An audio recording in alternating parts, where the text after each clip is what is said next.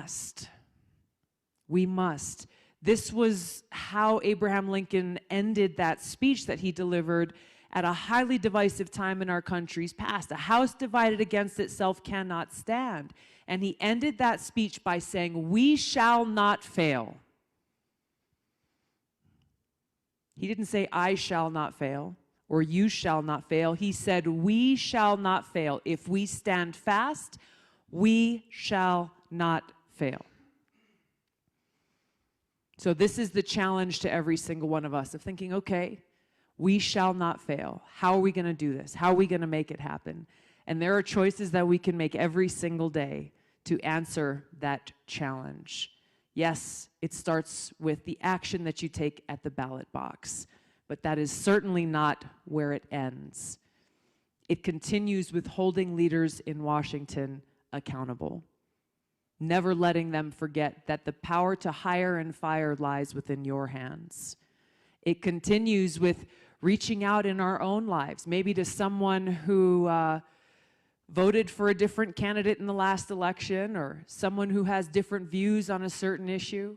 I spoke to a friend of mine yesterday who said,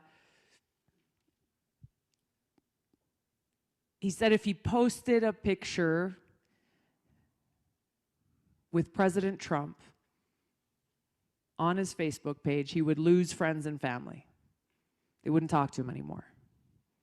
And I've heard from other people, yeah, Tulsi, I want to come take a picture of you, but I can't post it online because it might offend some people. It starts with reaching out in the way that people do. Remembering that even as we have different views on things, we're all just people, and we get past the polarization, we get down to what's real. This was a very real thing I had to figure out in Congress. So you can say, oh, Tulsi, yeah, this sounds fine, it sounds fun, it sounds nice, but really at a practical level, when you're talking about getting stuff done in Washington, how does this look? Because you've got two very powerful parties, both really interested in either keeping power or taking power back, whichever way the political winds blow. How do you break through that? Because it seems like an unbreakable barrier. When I was elected in 2012, I was asking myself this question, because I was elected Democrat, coming into a strong Republican majority in the House, and being told immediately, you're not going to be able to pass legislation so long as Republicans are in charge, because they won't let you. They have no incentive to bring your bill to the floor for a vote. So, you know, bide your time, give some speeches, and bring voice to the issues that you care about, but you're going to have to wait until Democrats take over if you want to get anything done. That was not an acceptable scenario for me. And so I started thinking, how am I going to do this? How am I going to start to build relationships to break through these barriers with some of these other representatives in Congress? Many have been there a long time, in powerful positions, people who might not normally give me the time of day, to be able to work together to fulfill that common mission that we all have, to serve. That common mission, to serve the people of our district, to serve the people of our country. So I started thinking, the most basic thing, it's very common to us in Hawaii, very common to cultures around the world, even with language barriers and cultural barriers, this universal language of food overcomes all obstacles. I called my mother in Hawaii. She makes this incredible macadamia nut toffee. I asked if she would make 434 boxes of toffee for every single member of Congress. And then she said yes to that. It's like, awesome, thank you so much, but I have one more favor to ask. I asked if she would make another 434 bigger boxes of toffee for the staff of every member of Congress. She paused just for a minute. I could tell she was thinking about how much longer it's going to take, how many more pounds of macadamia nuts she would need, but she agreed to do it because she understood why it was important. And she got to work. So she got to work in Hawaii. She's making the toffee. She's stirring 2 pots at the same time. My dad called me to let me know he was helping her with this task. You're laughing already. You know what I'm about to say. He said, honey, I'm going to taste a piece out of every pan that she makes just to make sure it's okay. Quality control, very important. While they were doing this, I was in DC and I just started handwriting personal notes to every one of my new colleagues, soon to be new friends, introducing myself and signing everyone saying, I look forward to serving with you. The toffee got done, started to deliver these gifts of aloha, as I called them, and very quickly, going to the House floor for votes. This is the only time that all of us are together in one room. Usually happens at least once a day, sometimes 3 or 4 times a day. But I started seeing, as I went to the House floor for votes, there were members of Congress, senior Republicans, chairmen of important committees, people who I really wanted to be able to work with, who were coming and finding me just to say thank you.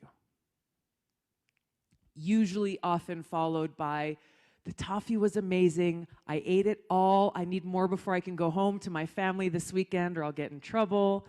And then most importantly, just telling me, hey, what's going on in your district in Hawaii? What are the issues that your constituents are worried about? What are the things that you want to work on here? Let's work together.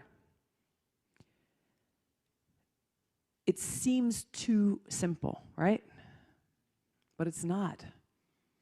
It's reaching out, treating each other with respect, without preconditions, without purity tests, without saying, hey, you know what, I saw you say something that I thought was terrible on television, so I'm not going to talk to you or you or you because you're not good enough. No. It's reaching out with respect, building that foundation,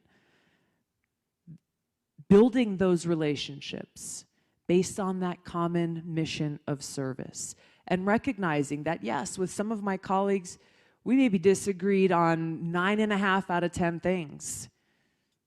But there's that one thing, like, all right, cool, let's work together on that. There are others I thought I might not find anything I agreed with, but because we were talking as people, without the partisanship and polarization, we started to understand each other better and found, hey, we actually have a lot more in common than we realized. It's these relationships that enabled me to pass my very first bill that I introduced into law in record period of time. It's what enabled me to even introducing an amendment that the Republican leadership opposed, telling their members, vote against the Gabbard Amendment. It had to do with education, Native Hawaiian education. They said, vote against the Gabbard Amendment. Instead of every one of my Republican colleagues falling in line, towing the Republican line, when I called, those calls were returned. The conversations I had with people were honest and meaningful. Some of them responded and said, Tulsi, you know, I've heard you out. I just don't agree with you, so I can't vote for this. Let me know next time you got something coming up. Many others said, okay, Tulsi, I've heard you out. It makes sense. You have my vote. You have my support. And being able to pass that amendment that everyone said was impossible to pass because of hyper-partisanship. That's it, because of the partisanship. So as you're thinking about the kind of leadership that you want to see for our country, the kind of leadership you want in the White House, I think there are 2 most important things I hope you consider.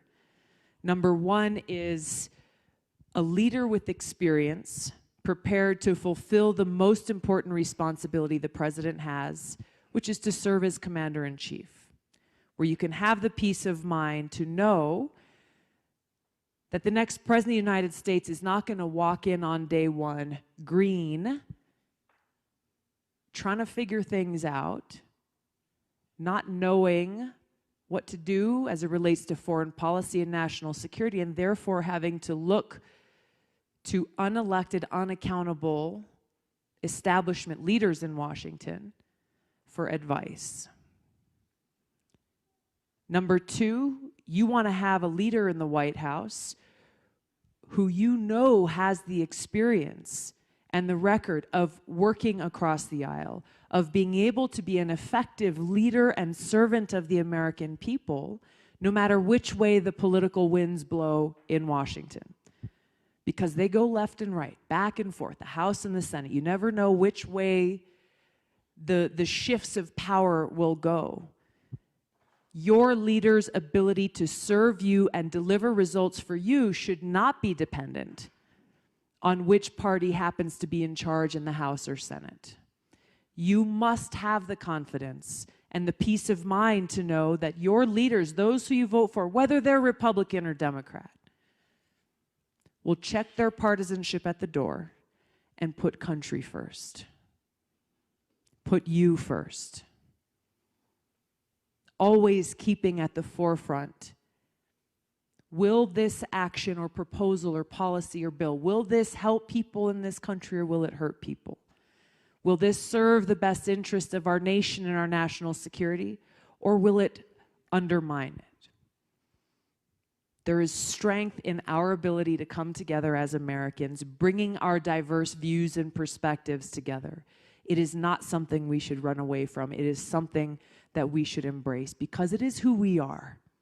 It is who we are. It would be terrible if all of us sat around marching to the exact same beat of the same drum, thinking the exact same thing, never being able to grow, never being able to bring new ideas and a fresh perspective to the problems. I know that we're frustrated because we keep hearing about them election after election after election. It's like, my God, we've been talking about the same thing for the last 10 years, the last 20 years. Why don't these problems ever get solved? So it takes this fresh perspective, this new generation of leadership combined with experience to get the job done.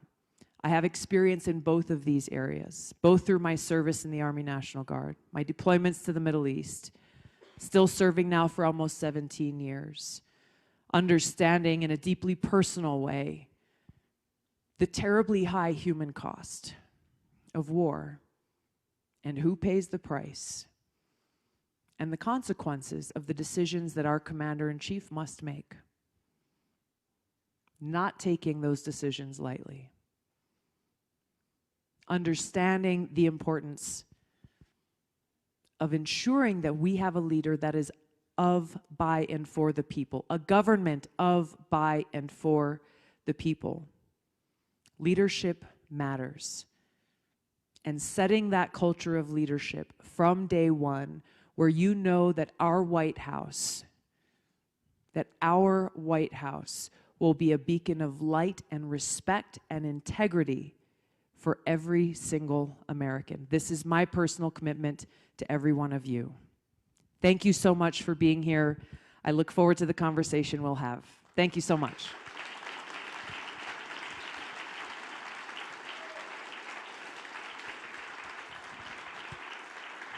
Thank you. They're getting the microphones ready here now. I just want to say I start out on this message because it is central to everything else that we'll talk about here tonight. Because, we'll talk about how we're going to deal with certain issues. I look forward to answering your questions and hearing your thoughts. But the reality is that we can talk all day and all night about this plan or that plan, but unless you have confidence in my ability to be able to execute that plan by working with Congress, then it's only worth the paper that it's printed on. Breaking through these barriers and getting past the hyperpartisanship is essential for us as a country to begin to heal these divides so that we can move forward together. Yes, sir. Start with you. Aloha nuiloa. Aloha. So my name's Shane. I'm here in Colorado. 20 years ago, I was a constituent of Hawaii 1st District when Neil Abercrombie served. And like Glenn, I've been a 30-year Republican. Didn't change quick enough to give you a vote this particular primary, so my apologies for that. But by my calculation... I'll tell you how you can make up for it. Mahalo. By my calculations, you take the entire Democratic field and the Republican frontrunner and add up all of their military experience, and it's not even half of yours.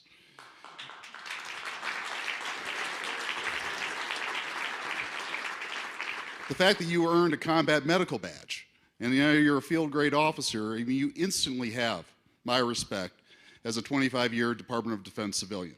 I trust your decision-making calculus on what it would take to commit American forces.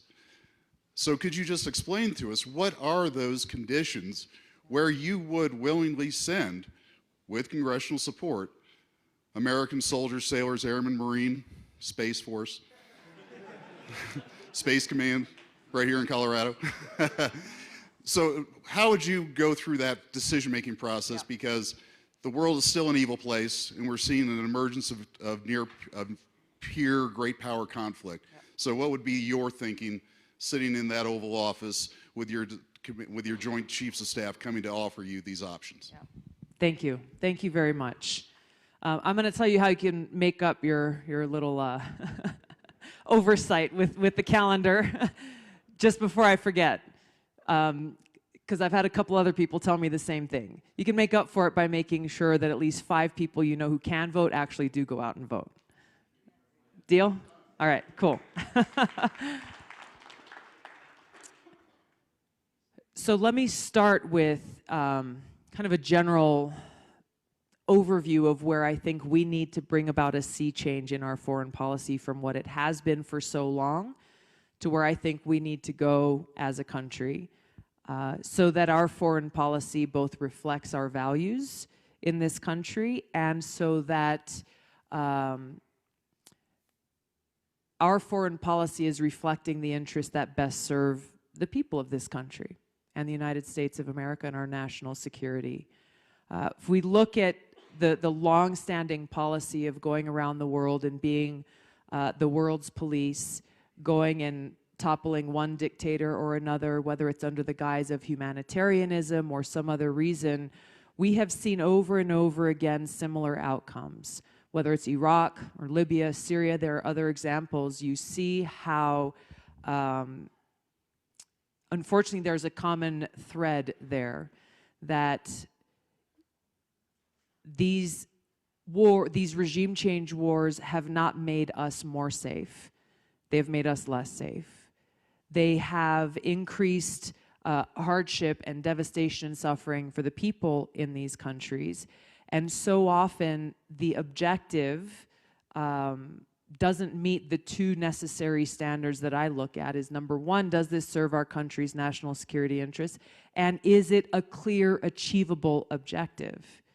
Which is why we find ourselves in a situation in Afghanistan now where from very high-ranking officials to corporals who are deployed, there is no clarity on why we are there. What exactly is the mission that we're trying to accomplish?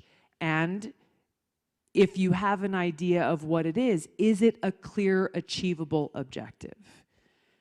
The release of the Afghanistan papers, I think, made very clear what affirming what many of us knew for so long, that leaders across the last 3 administrations privately couldn't answer these questions, couldn't clearly define what quote-unquote winning looked like, and yet publicly put on a different face and lied to the American people saying victory is within reach, we just have to persist, we just have to continue spending. In Afghanistan now, still spending $4 billion a month, continuing to deploy more of our troops there, but without clearly saying, well, at what point does this end? What are we actually trying to accomplish there?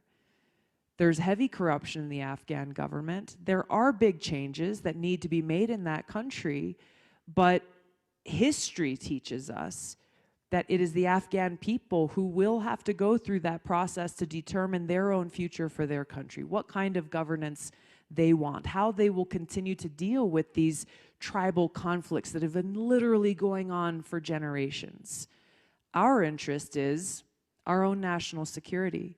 So using Afghanistan as an example, I would get our troops out of there, I would bring back our resources and stay focused on, well, Al-Qaeda was the original objective for going into Afghanistan. Let's get back to that objective that really was related to our country's national security, given in the wake of 9/11, given the fact that these terrorist groups still pose a threat to us today, that we can deploy our incredible special forces teams and units out. If there is a threat take it out while it's early, not requiring a long-term occupation or indefinite deployment of tens of thousands of troops. Go in and take out the threat and get out. Maintain the relationships that we need to have with Afghanistan and with other countries. I'm not advocating for isolationism. I'm advocating for a foreign policy that leads with cooperation rather than with conflict, rather than with running around the world with a bully stick, saying we are the world's police and you will do our will or else.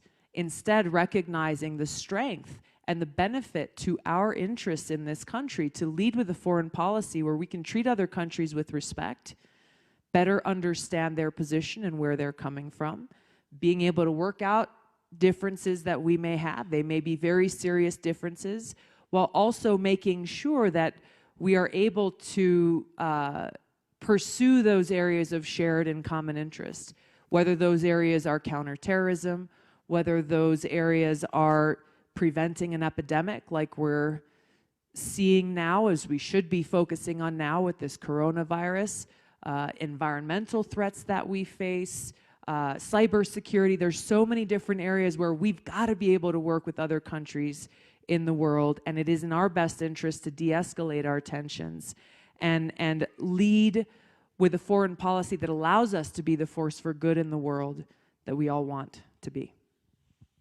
Thank you. Yeah. Hi, how's it going? My name's Channing. Hi, Channing. I hugged you on the way in. Yes. I'm a huge fan of yours. I've been, I have a Facebook page for you, a grassroots page that we've been working on and supporting you as much as possible here in Colorado. I appreciate that. Thank you. No problem. What's your page? It's called, what is it called? Come on, man. Colorado for Tulsi Grassroots. You can just look it up. You'll find it on there. Cool. I do a lot of graphics on there. Anyway, my question's related to has to do with like drone strikes. I'm very conflicted with drone strikes because as Ron Paul talks about with blowback, like a lot of times with these drone strikes and whatnot, they'll kill a lot of like innocent, they'll hit like a wedding or something and kill a lot of innocent people, a lot of family members and friends who had nothing to do with that particular terrorist or alleged terrorist or whatever. And then what happens is those people want revenge, and a lot of them join terrorist groups, as you know all about that. What would you do to minimize that from happening? Because I know it's like it's a tough call for people in power to have to deal with that aspect. And also another question I had that relates to that is I've been hearing reports that there's going to start putting drones in U.S. skies, like within the next like decade, I believe it is. And that also really concerns me as well. I just want to hear what your opinions are and feedback on what you do to minimize innocent people dying in drone strikes. And like if some people died from it, like what would your response be? Like how would you try to stop, people from the whole blowback thing? Like that's my biggest concern when it comes to it. Yeah. Thank you, Channing. Thanks for your question. I'm not going to comment on the domestic program because that sounds like something I'd want to have details on specifically what you're asking about. But yeah, you're right. I mean, the drone program is something that's been debated in some respect and some concern about what you're talking about collateral damage and what impact does that have. These drones are a weapon that is used for war. So just like we have to be very careful about precision strikes that may come from, an Air Force plane going towards a legitimate target, that same care and precision needs to be made in making those decisions about the use of drones. So obviously, every care and effort needs to be made to minimize collateral damage, as is the case in any of the uses of the various weapons of war that our military has at our disposal, not only because it's the right thing to do, but to be able to prevent creating a worse situation and staying very focused on what our mission actually is. And so I think that's really what it comes down to. We shouldn't indiscriminately use drones, just like we indiscriminately shouldn't just be dropping bombs on villages and people and in markets. It is a tool that has helped to save American lives, where if our troops can't get into a place without an acceptable level of risk, this is where there's the capability to be able to go in and to take out an enemy, someone who poses a threat, obviously, while also making sure that as much as possible we prevent that collateral damage from occurring. All right, let's go to this side of the room. Yes, sir. Hey, Tulsi, big fan here. My name's Israel. It's really great to meet you. So my question's on the domestic front. Yep. So money in politics is a really big issue, and it's kind of been dominating kind of, you know, the news cycles and stuff like that in most of the bigger politicians. So I just wanted to get like your thoughts on how we solve that problem. I know a lot of people talk about like introducing an amendment or Glass-Steagall and other policies that have happened that have been, you know, a bad thing for Americans. So what would your take be? Like what's your solution for that? Thanks. Good question. When you look at whether it's, you know, healthcare, even education, criminal justice, private prisons, when you look at so many different issues across our government and you trace these problems back to the root cause, you often have to follow the path of money to get there.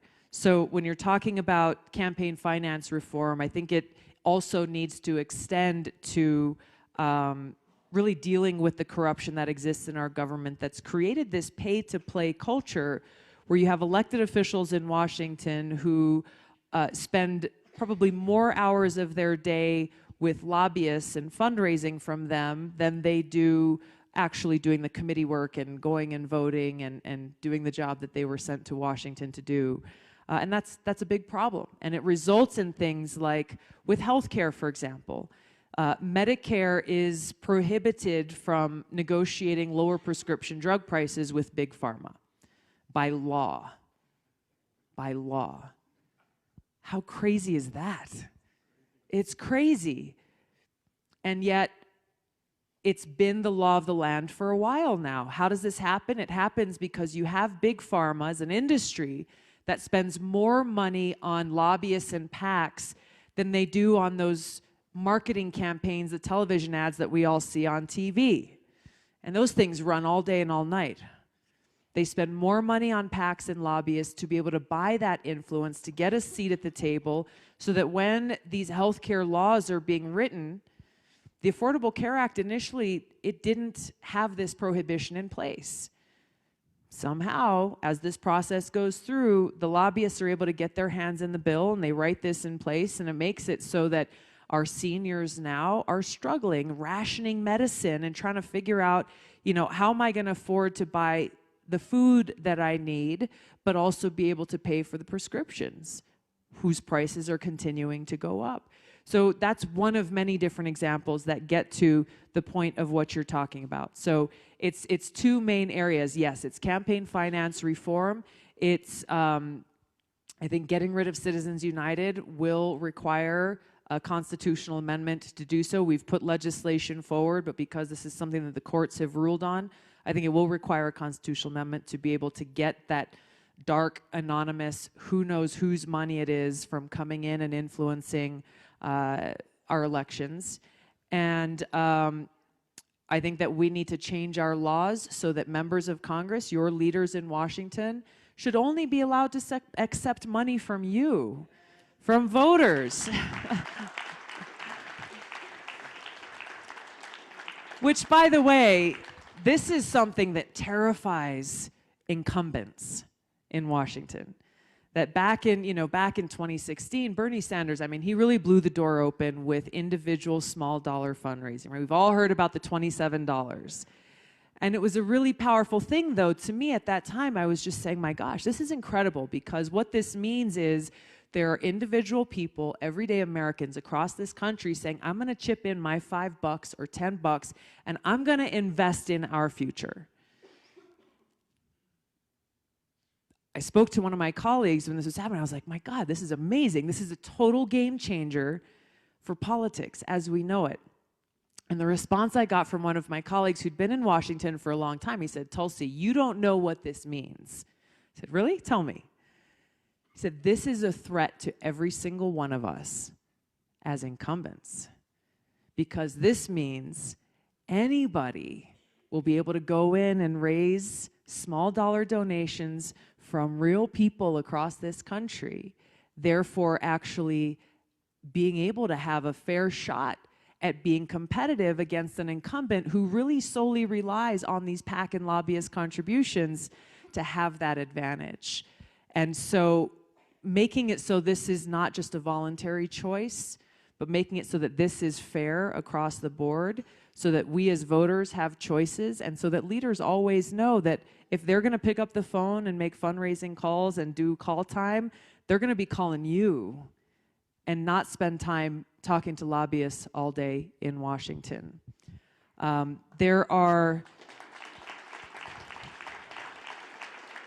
There's a few other things. This is a big topic. There's a few other things. I think having matching contributions helps create a more fair playing field for people who are coming in. If you don't happen to be a billionaire, then you can actually compete and you can have the funds that you need to be able to run for office. We've got to close the revolving door in Washington that allows for members of Congress and senior staffers to go and do their time in public service and then to go and get a big payout on K Street and become a lobbyist, make $1 million a year. We've got to close that revolving door. So just as we see with teachers, the military, firefighters, law enforcement officers, if you choose a path of service, it's because you have a passion for serving. Not because you're saying, well, I'm going to go be a teacher for 10 years, then I'm going to go get a big payout from some big education company. I don't think that's a real thing, right? But that is a real thing in Washington, where people go and be like, I'm going to go do my 10 years, then I can go and make a 6 or 7 figure salary becoming a lobbyist around the industry that I was supposed to be exercising oversight over. So closing this revolving door in Washington is essential, once again, so you have the peace of mind of knowing that your elected leaders, those in positions of power, those who are appointed to a cabinet level position, that they aren't thinking about the industry that they're going to go and work for when they're done. They're thinking about, how is this actually going to impact the people of this country? These are the kinds of people that I'll appoint to my administration, people who are solely committed to service and bringing their experience to be able to best deliver results. Yes.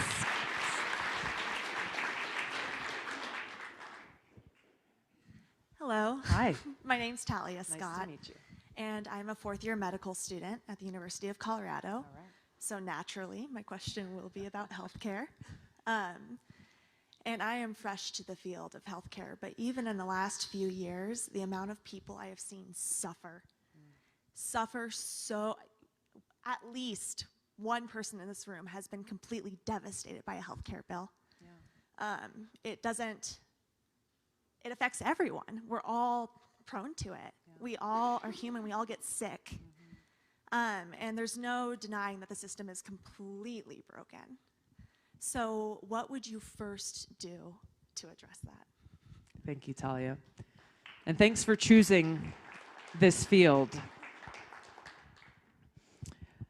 You're right. We had a town hall 2 nights ago in Fairfax, Virginia, and a woman asked a question, not as a medical provider, but as someone who got very sick and who had insurance, but still didn't. She hesitated for too long before she went to the ER because she was worried about the bill that she would get in the mail. I have heard so many stories from people all across the country who have experienced to one degree or another the negative impacts of a healthcare system that is not a healthcare system at all. It's not. It's a greed-driven system where you have big insurance and big pharma whose whole business model is centered around how can we make the most money if you're big pharma, and if you're big insurance, how do we pay out the least amount of money so that we can make the most profits? And in both of these situations, it's people who need help the most who suffer, and in some cases who lose their lives because of it. There was a young man who came to our town hall. He's in his early 20s, and his mother had just passed away recently. And he shared her story about how she was diagnosed with a very rare form of cancer, and her doctor gave her a very detailed list of prescriptions that were solely targeted for the rare cancer that she had, that this would be the best treatment for her to try to stop this cancer from continuing to grow.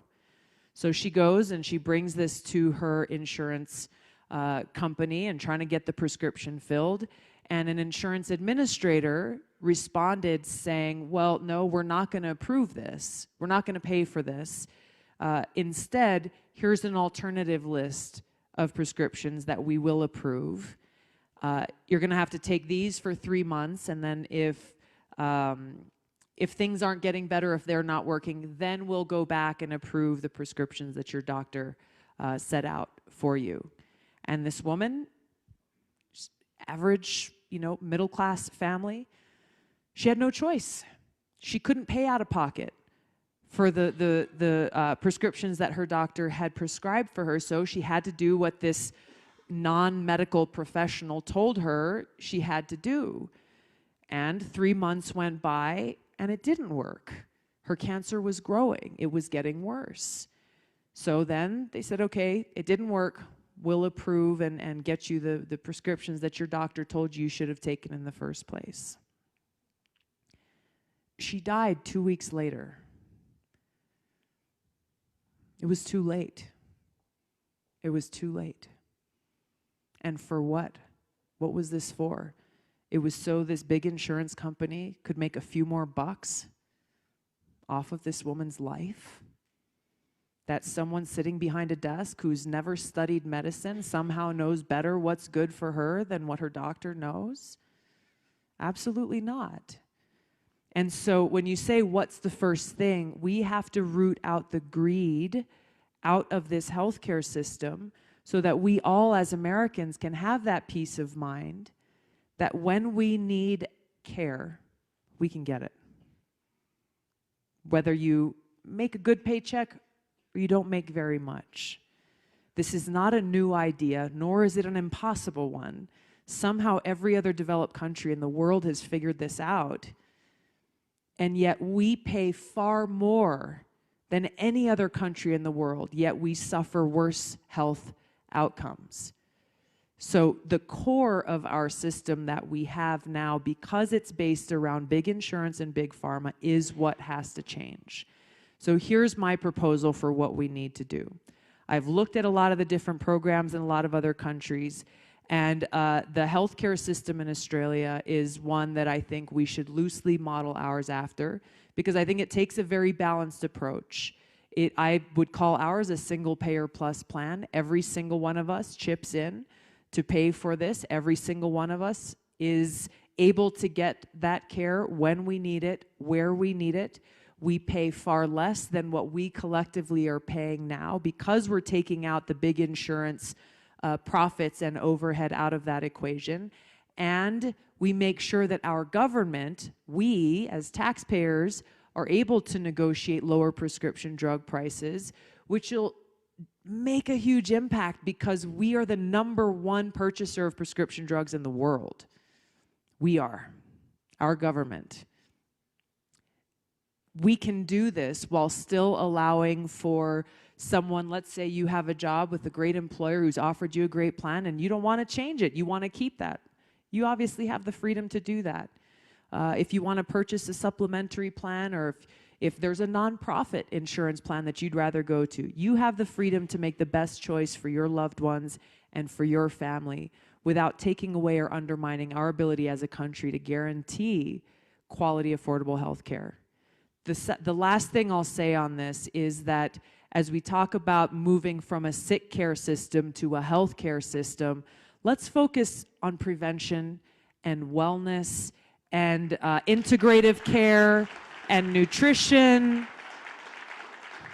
Actually see how we as a country can help promote health, improve a quality of life, not just think about what drugs can I give you after you're already sick, or wait until your kid has already developed diabetes and then think about how they're going to have to figure out how to pay for insulin for the rest of their lives. Let's, through all of our policies, through healthcare, through agriculture, through dealing with the food deserts that we have in this country, making it so that if you can't afford to shop at Whole Foods, that you're still able to afford to have some nutritious food for yourself and your loved ones. Food is medicine. Every one of us needs to be empowered and supported to live the healthiest life that we can. This, by the way, will also bring down the cost of healthcare in this country. Taking this holistic approach is essential if we're serious about taking care of people in this country. This will be the Yes, last sir. question. Hello. Hi. Thank you. What's your name? You're Kyle. Kyle, nice to Yeah, meet you. You're one of the 4 people that inspired me to sign up for the nation's military. So I just wanted to Wow. thank you from the bottom of my heart. Thank you so much. Yeah. Thank you. That means so much to me. What branch of service are you in? I'm trying to go into the Navy, so Okay. I'm not there yet. but All right. Yeah. The one Army's thing- better, I'm just saying. I'm I just thought you'd joking. say Thank that. you. Thank you for your Yeah. service. Yeah. So one of the things I just picked up on you is you have great conflict resolution skills. I've seen you deal with difficult personalities, from media members to certain politicians from California and Indiana, and That's so very specific. I'm trying to know. I'm trying to think sorry. of who you're talking about. Yeah, so I got you. The big question I have for you is, when you're dealing with difficult people, what are some of the techniques and stuff that you use to help kind of deal with difficult people and still get your message across and accomplish the larger goal? And that's all I got. Thank So you, Kyle. That's actually a really good question. It's a really good question. Thank you. I talk a lot about aloha. And aloha has the power to change the world. And aloha is critical in what you're talking about here. Because contrary to popular belief, aloha does not mean hello or goodbye. Aloha means I come to you with respect. I come to you with an open heart, with love, with care and compassion. And leading with aloha really epitomizes what we're talking about here, whether we're talking about how we treat each other as individuals, how we bridge these divides in this country, and how we lead in our foreign policy, and how we're working with other countries. Aloha should never be mistaken for weakness. Because what is the most powerful force? Do you have kids, Kyle, or do you have a family or of your own? You have a mom and a dad and siblings? Yeah. People who you love, people who you care very much about. So when you think about what you would do if those you love were being hurt, if those you love were being disrespected, how fierce would you fight to protect them? A lot. So aloha should never be mistaken for weakness. So the examples that you cited, whether it's on a debate stage or on social media or with somebody in the media who's got their own agenda and they're being very antagonistic, you can both be strong, be respectful, and never back down, thinking of who it is you're fighting for. leading with aloha allows you to get past kind of the personal, oh my God, I'm so offended. Why are you hurting my feelings? That's not what it's about.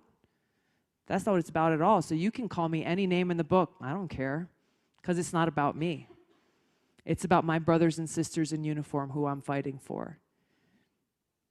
This is why I'm running for president, to be commander-in-chief, because I don't want to have a commander-in-chief in the White House who doesn't know what the hell they're doing.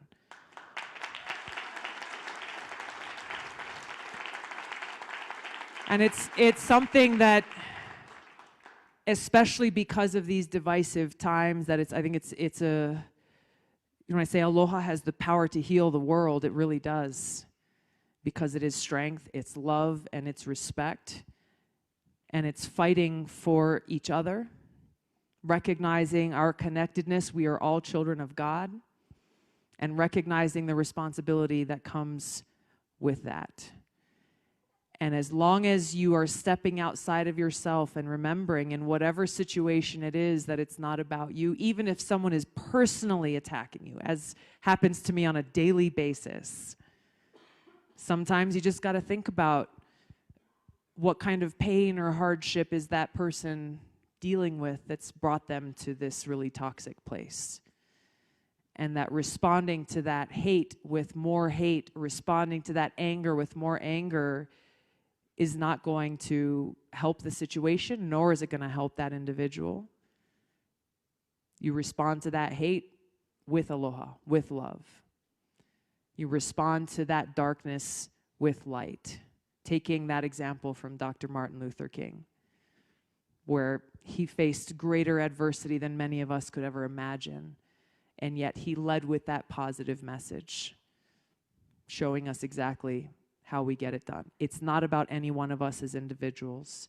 When we're thinking about those around us, how we can have a positive impact on those around us, that's the answer. Last question. The young man here. Here you go. You get a microphone. What's your name?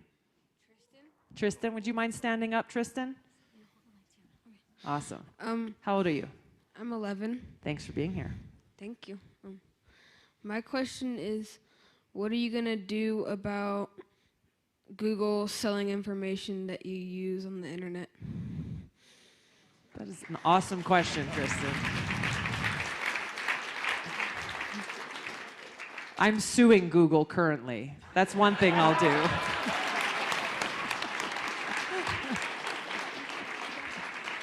This is a serious issue, though. And how many of you know about this lawsuit situation?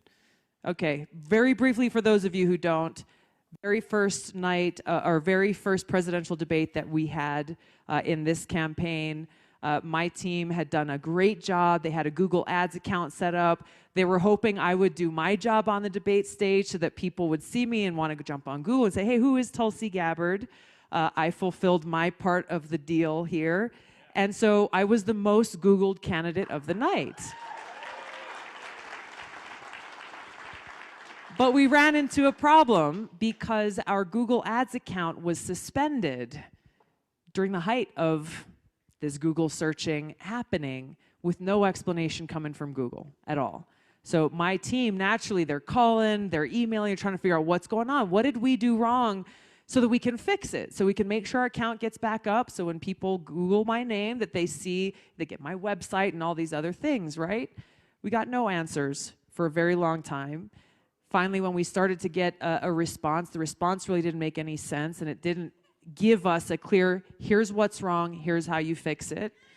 And this continued for quite some time until magically somehow our account was reinstated, but that peak time of opportunity had already passed. To this day, Google still has not given us any kind of legitimate or sufficient response about what happened and why, which is why we're filing the lawsuit, because, not just because of what happened to us on that night, but because of what you're pointing to is Google is so powerful. They have so much information and so much power in their hands that they can directly influence our public discourse and elections by controlling the things that you see when you type in something in that Google search engine. They can decide which voices they want to push to the forefront, which voices they want to put on page 250 when you type in something in the search engine, and to be able to monetize our personal information without our knowledge. Google and Facebook both are these two big tech monopolies that have way too much power. We need to update our antitrust laws that are supposed to protect us as consumers from monopolies, make it so that they apply to Google and Facebook and break them up. And we need to hold them liable as publishers in the same way that publishers like the New York Times or Washington Post are. That if, and I'm working on legislation right now that would do this. Right now, they are completely immune from any legal liability because they're social media companies. But really, they're acting as publishers because their algorithms and their decisions that they're making are being made at their discretion. And therefore, they need to be treated the same as any other publisher would be. Thank you. Good question, Tristan. Thank you so much. I'm sorry we're running out of time. What's that? That is real election meddling. Speaking of election meddling, I thank you for reminding me. Appreciate it. There is an issue I want you to think about if you're not aware of. Especially as we head towards these elections, there's a lot of conversation about election meddling and concern about it and wanting to make sure that our elections are fair and open and transparent.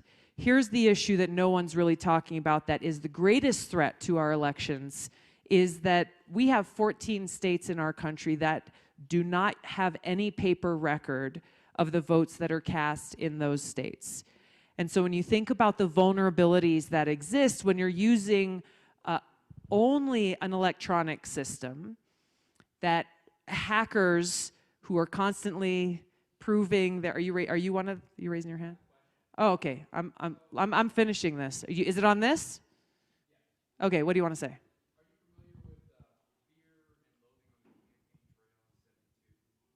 No. No.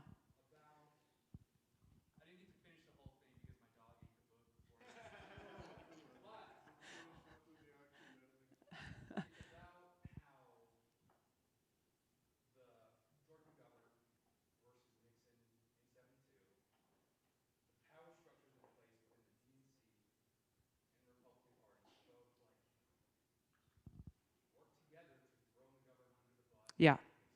Yeah. I'll touch on this now. So to finish what I was saying, when you have electronic systems that are so susceptible to hackers, whether they be individual rogue actors or some other country that may have an interest in coming in and saying, hey, we're just going to tweak the numbers of votes that were cast for one candidate or another, these states don't have any way to audit those votes cast. This is a huge issue because if there is any question whatsoever about the validity of the outcome of elections in one state or another, it calls into question the American people's trust that when we cast our votes for who we want to see as the next president of the United States, that our votes will be counted. I have legislation in Congress called the Securing America's Elections Act that very simply respects the power that states have to administer elections, mandates with funding that you have some form of a paper ballot or a voter-verified paper backup to ensure that you have this auditable paper trail. And it encourages the use of open source technology. Once again, if you're using an electronic system, that it is something that is as hack-proof as possible.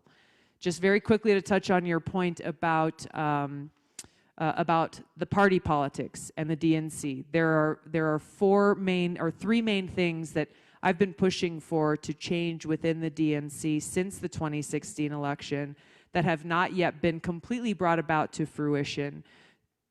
The goal and objective of these changes is to make sure that our voices and votes are what decides the election, is what decides who the Democratic nominee will be.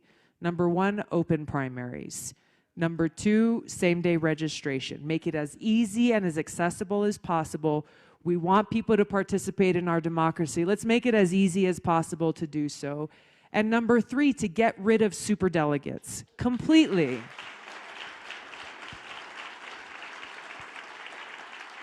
This is so critical. This is so critical. Honestly, and I've told some of my Republican friends this is something they're doing right. They don't have superdelegates. We're in a situation now where the changes that were made post-2016, they got rid of superdelegates just in the first ballot at the Democratic convention.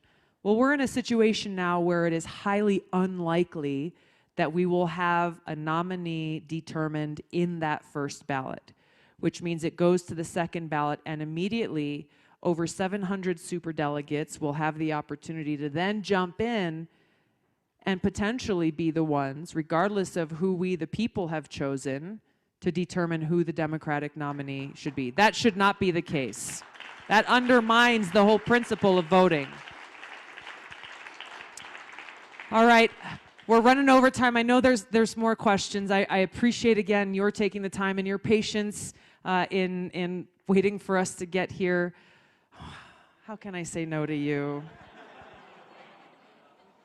What's your name? Dahlia. Nice to meet you, Dahlia. What's your question? What do you want to say? Can I get your autograph? Yes! Can I have a hug?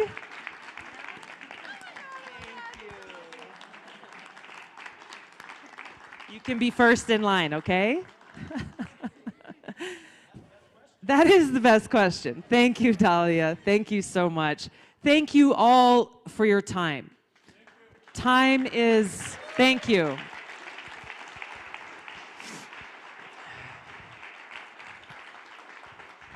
These lights are super bright, so I'm trying to get in and out of the lights. Time is really the most precious thing that any one of us has to give.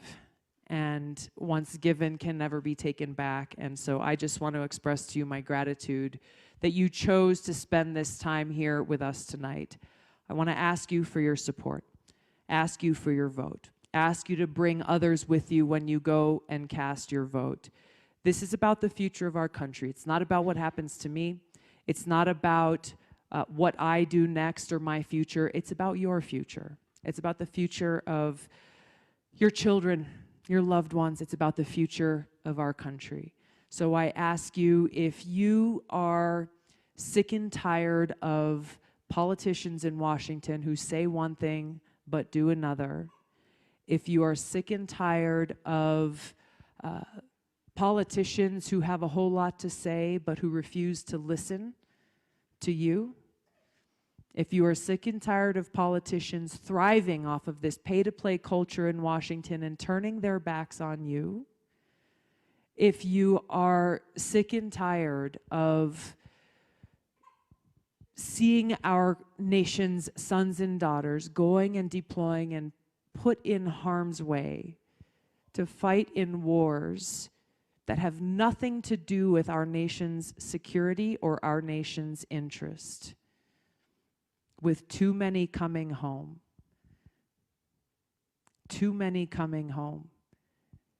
in coffins or with wounds both visible and invisible,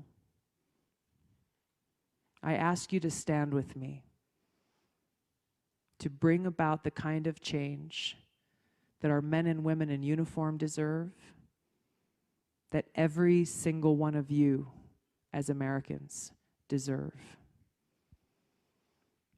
This is bigger than party politics.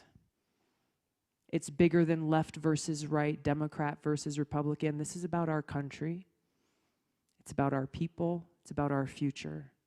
And I invite you to stand with me so that we together, as Americans, can work side by side to usher in that bright future for every single one of us.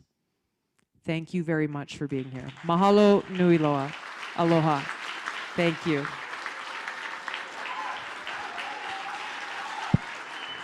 Thank you so much.